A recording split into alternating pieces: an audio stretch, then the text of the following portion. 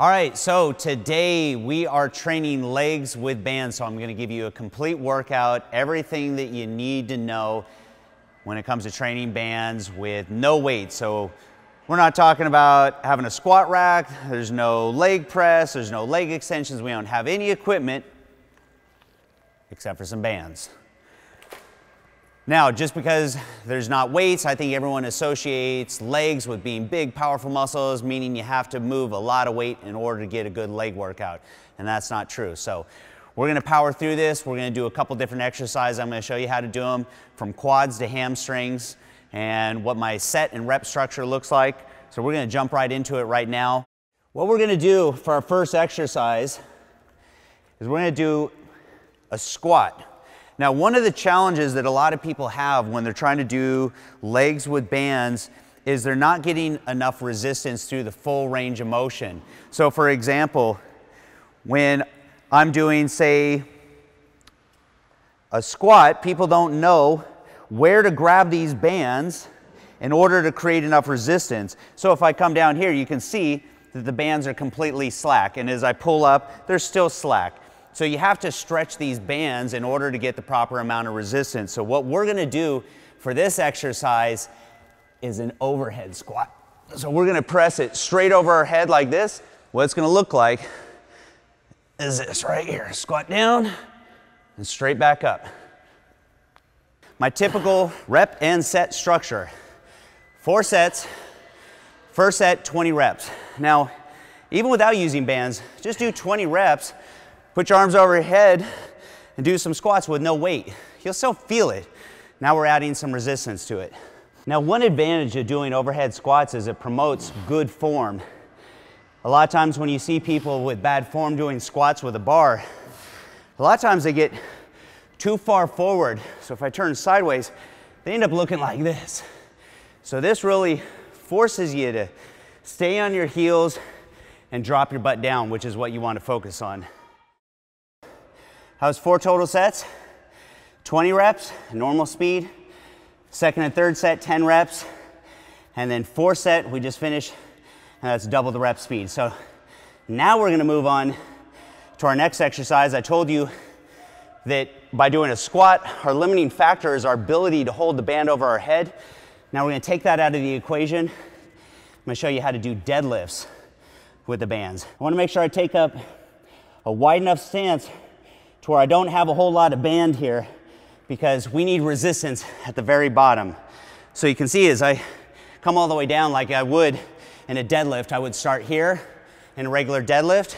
I want to have resistance down here. So that's why I want to make sure I have a wide enough stance to where the band is already taut at the bottom. All right, I'm going to drop our butt down, keep our chin up just like in a good squat form. Nice straight back, and we're going to pull up. Just like that. In a deadlift, if I'm using traditional free weights, I'm gonna be weakest at the bottom and strongest at the top. With bands, I've got less resistance at the bottom where I'm weaker, and as I stretch those bands, they get harder as I reach a stronger position. So that progressive resistance with the band more closely matches my natural strength curve, and that's one of the advantages of bands. Don't do that. Snap your foot off. Whew. Exercise number 3. We're going to start targeting the hamstrings more now. Our first 2 exercises, overhead squats, stiff-legged deadlifts, hit quads, hit some hamstrings and some glutes, but a lot of focus still on our quads. So now we want to turn our attention to our hamstrings a bit and our glutes, and we're going to do a stiff-legged deadlift. So we did a traditional deadlift, now we're gonna do a stiff-legged deadlift and work the backside.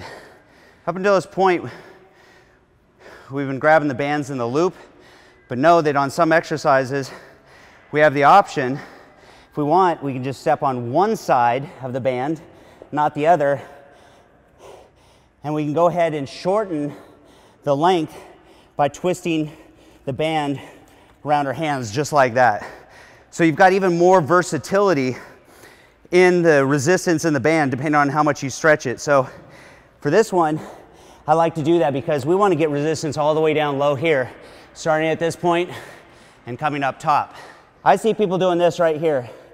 Look how rounded my back is at this point. That's the only way, unless you're super flexible in your hamstrings, that you can get down this low.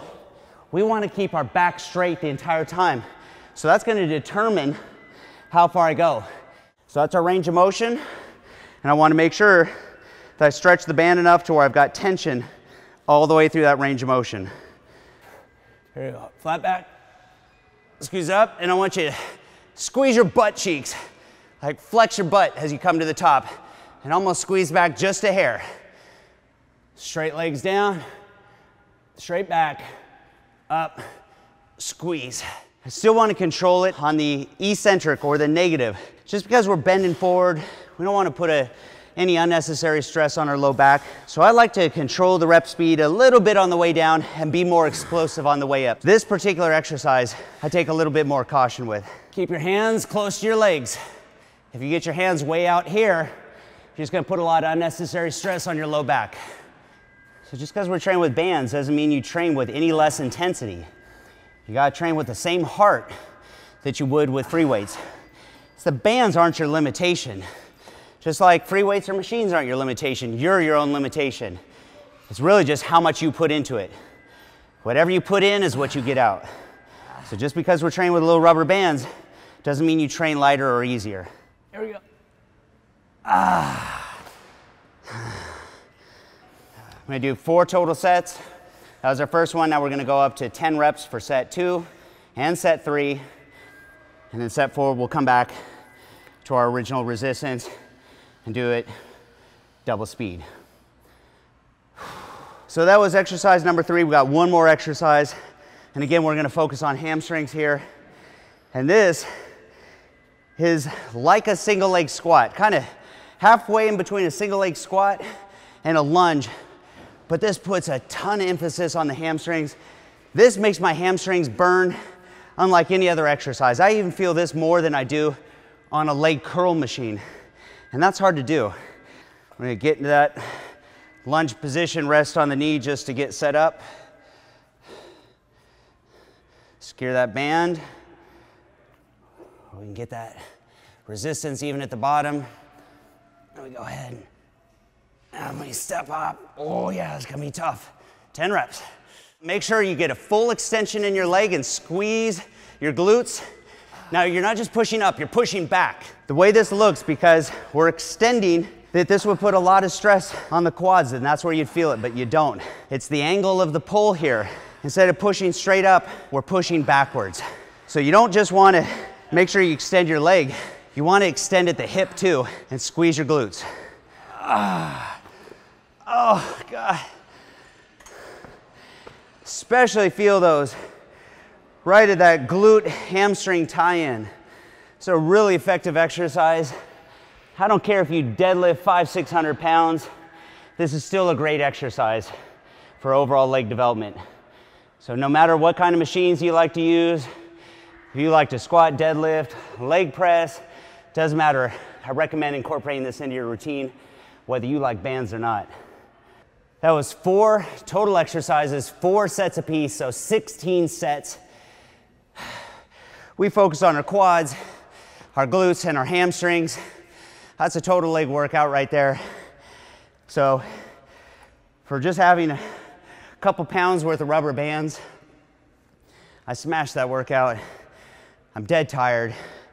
My legs feel wobbly, but I'm done.